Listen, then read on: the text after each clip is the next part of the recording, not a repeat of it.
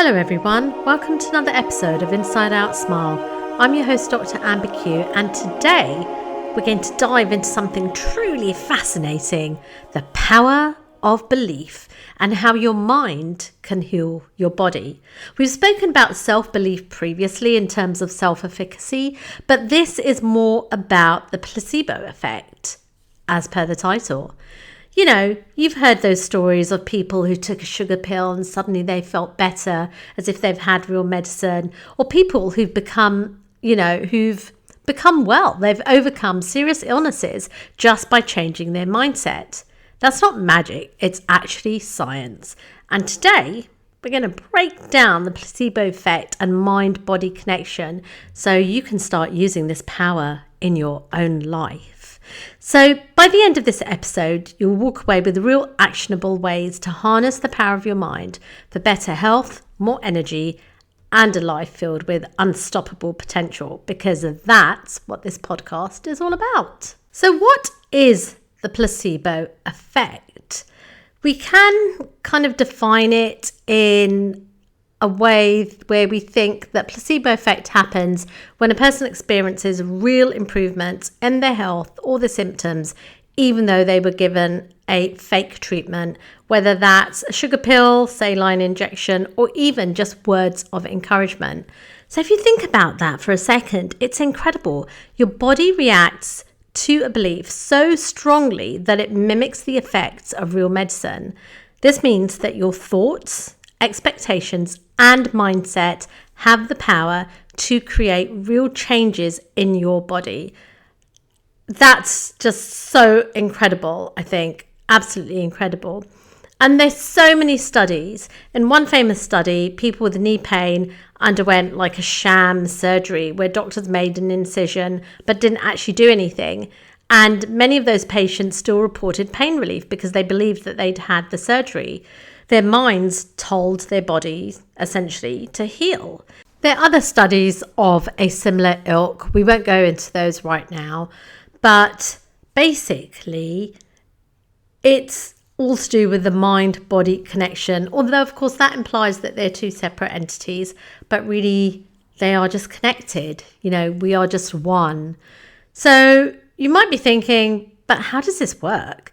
Well, it's because, you know, in Western sort of science, we're only beginning to understand this, that when you believe in something strongly, your brain releases powerful chemicals, whether it's dopamine, endorphins, serotonin, and those promote healing, reduce pain, and improve mood. So if we look at it like as a list, number one, your thoughts trigger your brain's reward system. Number two, this releases healing chemicals that reduce stress, pain, and inflammation even. And three, your immune system responds and your body begins to heal. That's a very simplified thing on the thought process.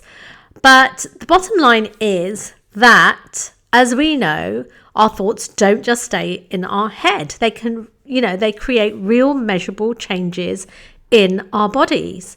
And, I find this really fascinating because when I worked at a cancer center, I remember that people weren't actually aware that you could either get cancer in the head and neck area, or they also didn't understand how that was kind of connected to the rest of the body. So people thought literally that cancer in the body was a separate thing, and they didn't think, this was years ago when it wasn't as common to have head and neck cancers, but of course, oral cancer certainly is increasing. So it was very weird. So people didn't perceive that you could get oral cancer or cancer in the head and neck area because they just thought that the head almost was a separate part of the body. So it's utterly, utterly fascinating. Now, of course, I've spoken about self-belief before because it was the subject of my psychology dissertation. And that was to do with self-efficacy and identity. And I love that subject so much. And why am I speaking about the placebo effect right now? Well, partly because I'm really stressed out myself at the moment. I've got builders coming in tomorrow. Yes, tomorrow morning. And I've been packing and I've been trying to calm myself down, which is why I thought I would speak about the placebo effect today. So the big question is, how can you use this in your own life? Well, the first thing is start your day off with a powerful belief. In the morning, tell yourself, for example, that, hey, today my body is healing, I'm strong, I'm energized, and, don't just, because obviously your brain knows when you're lying as well. But I think the thing is, if you kind of set that belief or that intention with a visualization technique, then with mental imagery, we can make a difference. And elite athletes do this all the time. Before a big game, they'll visualize themselves winning. And you can do the same. See yourself as healthy, strong, and full of life and vitality. The third thing that you can do is reduce your stress through meditation and deep breathing. I've been doing a lot of that today because stress, of course, weakens the immune system, but meditation literally changes your brain and promotes healing. So, even a few minutes a day can make a huge difference. And obviously, as a Muslim, I love prayer time because that is akin to meditation and it's just so wonderful. So I think the thing is that, you've got to, of course, trust the process, believe that your body has the ability to heal. Because when you have that self-belief, then, that's when that connection is going to be the strongest and you will, have the best results. So really the reason I kind of, spoke about this today is because I want you to take away from this episode the fact that your mind is more powerful than you realize. I've said this before, but the way you think, what you believe, and how you perceive your reality all affects not just your future, but your health.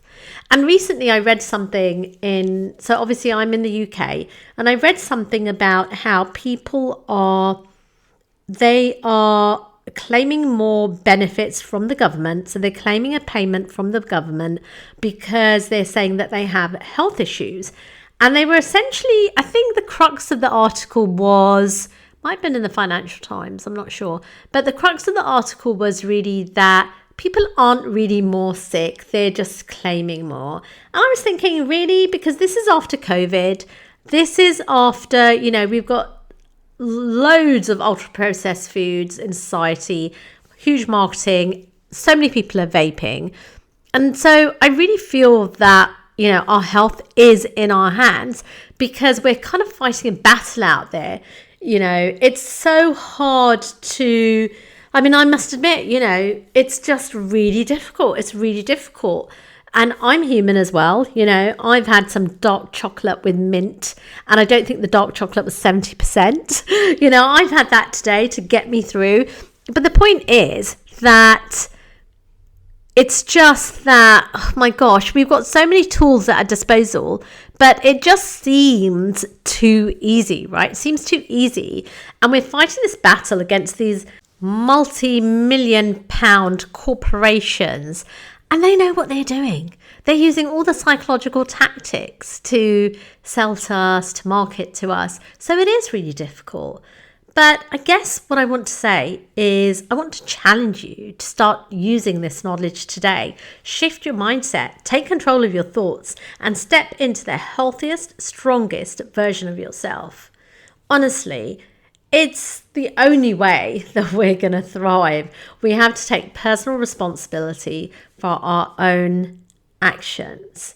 So until the next episode, let's all create connection and not just change lives, but save lives.